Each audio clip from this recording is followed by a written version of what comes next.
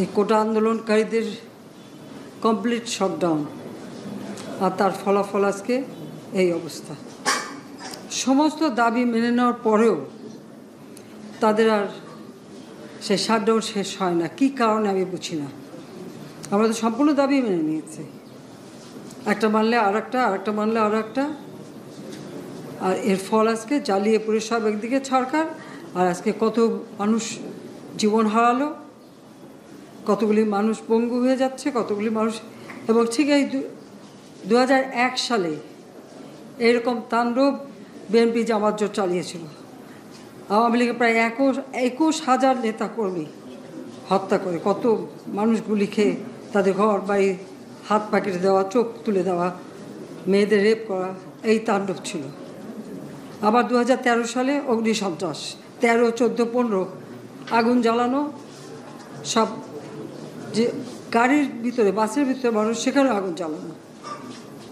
23 সালে সেখানেও সেই তাণ্ডব, আর প্রতিবারই পুলিশের উপরে আঘাত, পুলিশের হত্যা, মানুষ মেরে ঝুলিয়ে রাখা, পুলিশ মেরে ঝুলিয়ে রাখা, গাজীপুরে আমাদের কর্মী মেরে ঝুলিয়ে রাখা। এটা কি ধরনের রাজনীতি আমরা চাই না। যেখানে দাবি করেছে প্রত্যেক দাবি আমরা মেনে নিয়েছি। আর মামলা তো তাদের না, আমার করা প্রজ্ঞাপন হাইকোর্ট বাতিল করে দেয়, সরকারের পক্ষ থেকেই তো আমরা আপিল করি, এবং ওই হাইকোর্টের সে রায় সেটা স্থগিত করে দেওয়া হয়। তাহলে তো আবার কোটা থেকে যায়। তাহলে আন্দোলনটা কিসের জন্য ছিল?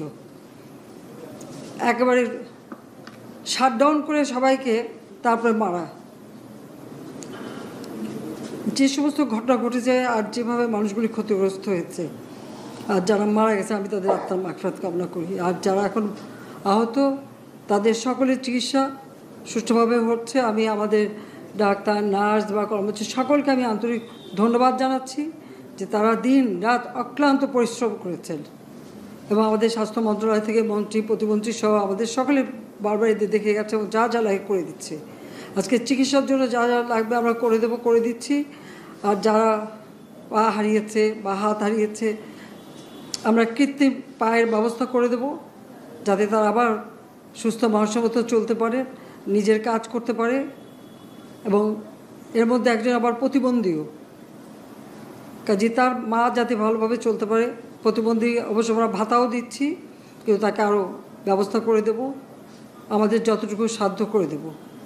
কিন্তু আমার দেশবাসীর কাছে আমি বিচার চাই, কি অপরাধটা কী করেছি যে এইভাবে, যেখানে আমি মানুষের ভাগ্য পরিবর্তনের কাজ করে যাচ্ছি, মানুষের জীবন মান উন্নয়ন করেছি। আজকে বাংলাদেশ সেই 2008-এর বাংলাদেশ আর 2024-এর বাংলাদেশ তো এক না। বাংলাদেশের মানুষের জীবন মান তো উন্নত হয়েছে। আমাদের অর্থনীতি আজকে কত উপরে উঠে গিয়েছিল, এবং এটা মনে হলো যে এটা আর কিছুই না।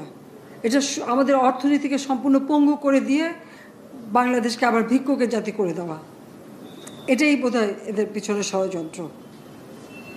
সেটাই হচ্ছে সবথেকে দুঃখজনক, যে দিন রাত অক্লান্ত পরিশ্রম করে বাংলাদেশটাকে যখন একটা জায়গায় নিয়ে আসলাম, আজকে সেখানে দেখি এই একদিকে জ্বালা পোড়া সব কিছু।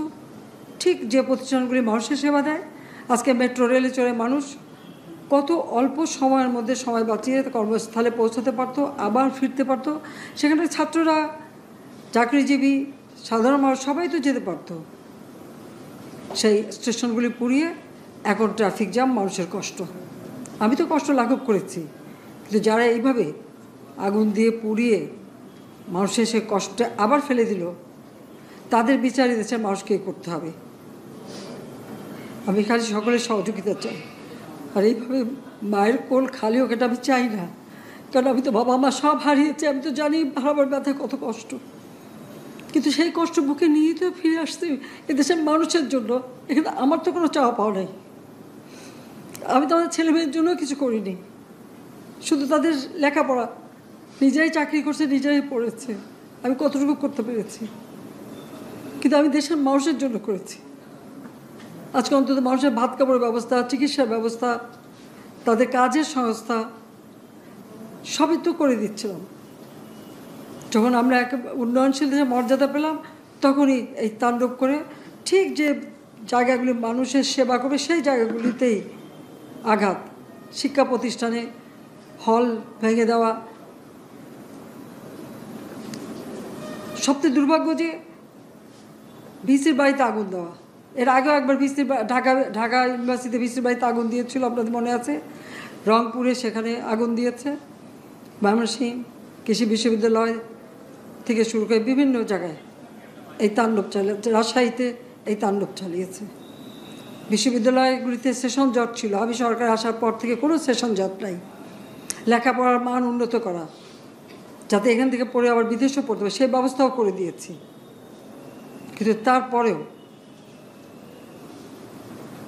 কোটা সংস্কার আন্দোলন, কোটা তো আমি বাতিলই করে দিয়েছি।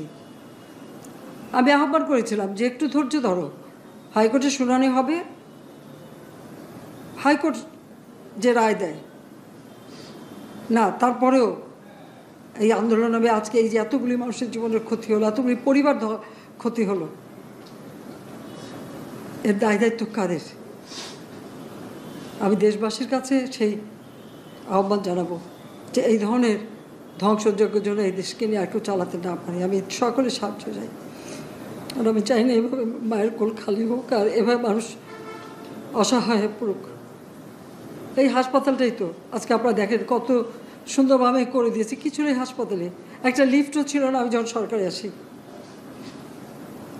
আর সেই এই হাসপাতালও আমার আব্বা স্বাধীনতার পর জাতির পিতা বঙ্গবন্ধু শেখ মুজিবই করে দিয়েছিলেন। আমি সেটা উন্নতি করেছি বলেই তো আজকে চিকিৎসা দিতে পারছি, নইলে এত রোগীর চিকিৎসা দেওয়া কোনোদিন সম্ভব হতো না। তা আমার কি এটাই অপরাধ যে আমি মানুষের জীবন মান উন্নত করার জন্য কাজ করেছি, আর সেই জায়গাগুলিকে হামলা করতে হবে? কোভিড-19 সময় যেখানে আমরা সব থেকে ভালোভাবে মানুষের চিকিৎসা দিতে পেরেছি, সেই কোভিড হাসপাতাল সেখানে আগুন দিয়েছে। এটা কি ধরনের খেলা? আমরা নিজেরা এই সমস্ত জিনিস নিয়ে অনেক ভিন্ন মত পোষণ করছি। কেউ কেউ এই জিনিসটাকে ভিন্ন খাতে প্রবাহিত করার চেষ্টা করছি, সেটা আমাদের জন্য মঙ্গলজনক হবে না। আজকে যদি আমার যে উপদেশ আমি কিছু দিয়ে যাব, সেটা যদি আপনারা গ্রহণ করেন, আপনারা লাভবান হবেন, আমি এটা আপনাদের নিশ্চিত করছি। আমরা নিজেরা ভেদাভেদ সৃষ্টি না করি, আমরা নিজেরা ইউনাইটেড থাকি। আমাদের মধ্যে যদি কোনো সমস্যা থেকে থাকে, কোনো ব্যত্যয় থেকে থাকে, কোনো গ্রিভান্সেস থেকে থাকে, সেটা আমরা আলোচনার মাধ্যমে সমাধান করব। এটার জন্য ডানে বায়ে দৌড়িয়ে কোনো লাভ হবে না, নিজের ক্ষতি ছাড়া কোনো লাভ হবে না। আমি আপনাদের এই জিনিসটা নিশ্চিত করে দিচ্ছি। কিছু কিছু সদস্যদের দাবি যে তারা 2009 সাল থেকে আজ পর্যন্ত বিভিন্ন শাস্তি পেয়েছেন। কেউ কেউ দায়ী করছেন যে তারা অযাচিতভাবে শাস্তি পেয়েছেন। এটার জন্য আমি একটা বোর্ড করে দিয়েছি, একজন লেফটেন্যান্ট জেনারেল সেই বোর্ডের সদস্য। প্রথম ফেজে 51 জন সদস্যর ব্যাপারে আমার কাছে রিকমেন্ডেশন নিয়ে এসেছে। তার রিকমেন্ডেশনের অধিকাংশই আমি গ্রহণ করেছি এবং আরো বেশি আমি দিয়েছি। নেভি এয়ারফোর্সও তাদের এই কার্যক্রম চালিয়ে যাচ্ছে। আমার স্ট্যান্ড পয়েন্ট হচ্ছে, যদি কেউ অপরাধ করে থাকে সেটার জন্য কোনো ছাড় হবে না, বিন্দু মাত্র ছাড় নাই। আমি আপনাদের পরিষ্কার করে দিচ্ছি, it is a discipline force. Discipline ফোর্সকে ডিসিপ্লিন থাকতে দেন। আজকে এই যে দেশের ক্রান্তি লগ্নে সমস্ত বাহিনী, সমস্ত অর্গানাইজেশন বিপর্যস্ত হয়ে পড়েছে। খালি সেনাবাহিনী টিকে আছে, বিমান বাহিনী টিকে আছে, নৌবাহিনী টিকে আছে। কেন? Because of discipline. তারপরেও আমি আমার অফিসারকে আদেশ দিয়েছি, যদি সামান্যতম কোনো সন্দেহের অবকাশ থাকে, কোনো কার বিরুদ্ধে যেই অ্যাকশন না হয়েছে, অপরাধী কিনা যদি সামান্য কোনো সন্দেহের অবকাশ থাকে, সেটা তাদের ফেভারে যাবে। এটা হচ্ছে আমার ঢালাও নির্দেশ। সেই হিসাবে বিভিন্ন প্রস্তাব আমার কাছে এসেছে। কোনো কোনো প্রস্তাবে আমি আরো আমার নিজে থেকে যোগ করে আরো বেশি আমি নিয়েছি। এভাবে পর্যায়ক্রমে অফিসাররা অ্যাপিয়ার করবে, আসবে, এবং তাদের এই জিনিসগুলো আমরা দেখব।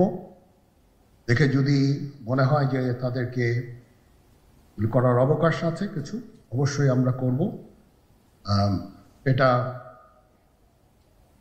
ন্যায় নীতিতে আমরা প্রতিষ্ঠিত থাকব। আপনারা কিছু মনে করবেন না, আজকে আমি একটু পরিষ্কার করে আমি কথা বলতে চাই।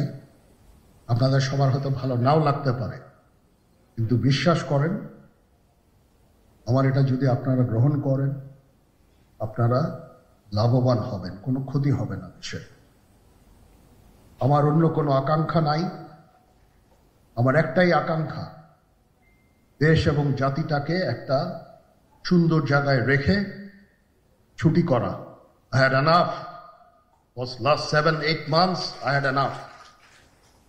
আমি চাই দেশ এবং জাতিকে একটা সুন্দর জায়গায় রেখে আমরা সেনানিবাসে ফেরত আসবো। আরেকটা জরুরি বিষয় যেটা আমি ভাবলাম যে আপনাদের সাথে আমি শেয়ার করি। দেশের এই আইন শৃঙ্খলা পরিস্থিতি খারাপের পিছনে কিছু কারণ আছে। প্রথম কারণটা হচ্ছে যে আমরা নিজেরা হানাহানির মধ্যে ব্যস্ত, একজন আরেকজনের বিরুদ্ধে বিষোদ্গারে ব্যস্ত। এটা একটা চমৎকার সুযোগ অপরাধীদের জন্য। যেহেতু আমরা একটা অরাজক পরিস্থিতির মধ্যে বিরাজ করছি, তারা খুব ভালোভাবেই জানে যে এই সময়ে যদি এই সমস্ত অপরাধ করা যায় তাহলে এখান থেকে পরিত্রাণ পাওয়া সম্ভব। সেই কারণে এই অপরাধগুলো হচ্ছে। আমরা যদি সংগঠিত থাকি, একত্রিত থাকি, তাহলে অবশ্যই এটা সম্মিলিতভাবে মোকাবেলা করা সম্ভব হবে। Police, RAB, BGB, TGFI, NSI এগুলো দেশের জন্য অত্যন্ত গুরুত্বপূর্ণ কাজ করেছে অতীতে। খারাপ কাজের সাথে অসংখ্য ভালো কাজ করেছে। আজকে যে দেশের স্থিতিশীলতা, দেশটাকে যে এত বছর স্থিতিশীল রাখা হয়েছে, এটার কারণ হচ্ছে এই সশস্ত্র বাহিনীর বহু সেনা সদস্য, সিভিলিয়ান সবাই মিলে এই অর্গানাইজেশনগুলোকে, অসামরিক, সামরিক সবাই মিলে এই অর্গানাইজেশনগুলোকে এফেক্টিভ রেখেছে। সেই জন্য আজকে সুন্দর, এতদিন ধরে আমরা একটা সুন্দর পরিবেশ পেয়েছি। এর মধ্যে যারা কাজ করেছে, যদি অপরাধ করে থাকে সেটার শাস্তি হবে, অবশ্যই শাস্তি হতে হবে, না হলে এই জিনিস আবার ঘটবে। আমরা সেটাকে বন্ধ করতে চাই চিরতরে, কিন্তু তার আগে মনে রাখতে হবে আমরা এমনভাবে কাজটা করব এই সমস্ত অর্গানাইজেশনগুলো যেন আন্ডারমাইন না হয়। আজকে পুলিশ সদস্য কাজ করছে না, এটা বিশাল বড় কারণ হচ্ছে